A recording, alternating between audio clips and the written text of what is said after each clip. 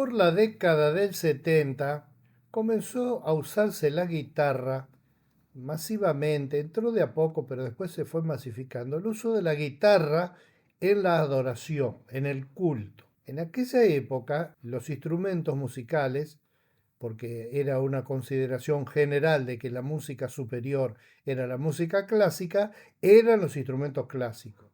El piano, el órgano o el armonio, que era un suplente barato del órgano de tubos, y la guitarra era considerada, como era un instrumento popular, como un instrumento menor, como algo no del todo indigno para adorar al Señor, pero que era una cosa como mundanal, como vulgar. Por supuesto, yo aprendí a tocar la guitarra por la practicidad que nos daba, por ejemplo, en las reuniones de jóvenes, de poder acompañar las canciones que cantábamos, que eran de categoría menor, se los llamaba coritos en aquel entonces, que eran canciones cortas, que no tenían el esquema más de la música clásica que tenían los himnos, y entonces eran vistos como una cosa un poquito de segunda mano, económica, de batalla, bailantero. En esa época, en la escuela primaria, los alumnos tenían como parte regular del plan de estudios, en las clases de música, de estudiar folclore argentino, pero no cualquier folclore argentino. Era básicamente el folclore del noroeste, de Salta, de Jujuy, de Tucumán, ni siquiera el chamamé y esas cosas de Santiago del Estero, que quedaba pegado, y mucho menos del litoral, porque se consideraba que esa música era también más como chingui chingui, de poco valor. Es muy interesante el tema de usar la palabra valor para eso.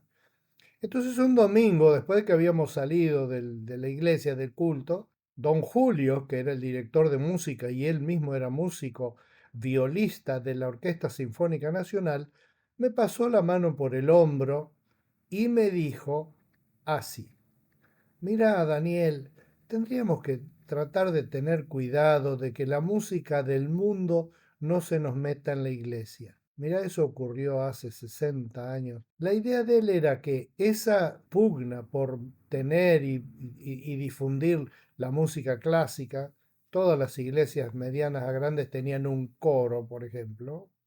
¿Vos conocés una iglesia de hoy, acá en Argentina, que tenga coro? Esa era la idea, y entonces la música chingui chingui era considerada de menos valía. La guitarra como símbolo, palabra que viene del árabe quitar, que quiere decir cítara, por otro lado, traducida por otra línea, es la idea de ese viejo instrumento, la cítara, que el propio David tocaba, aunque con una conformación del instrumento diferente, por supuesto, a la guitarra moderna, que tiene 6 cuerdas y se toca pulsando con los dedos de la mano izquierda en general unas ciertas posiciones donde se apretan las cuerdas contra unos espacios que le dan diferentes tonos a las diferentes cuerdas, y así se pueden hacer acompañamientos de todo tipo y darle vitalidad para acompañar al canto de voz de las personas. Es una disciplina psicomotriz muy importante porque incluye no solamente la posición de los brazos, de los dedos, de las uñas de los dedos, la posición de la muñeca, con la memoria, el oído,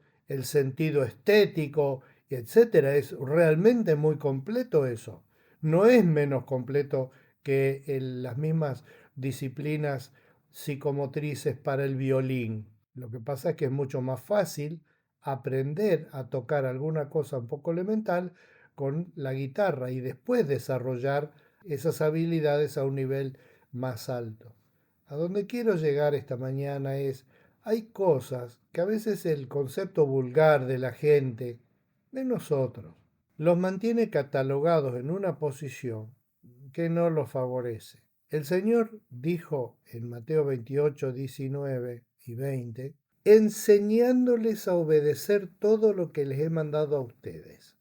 Es muy interesante que Jesús ponga ese énfasis en que la iglesia, que el cristiano, salga por el mundo enseñando a obedecer todo lo que Él nos mandó.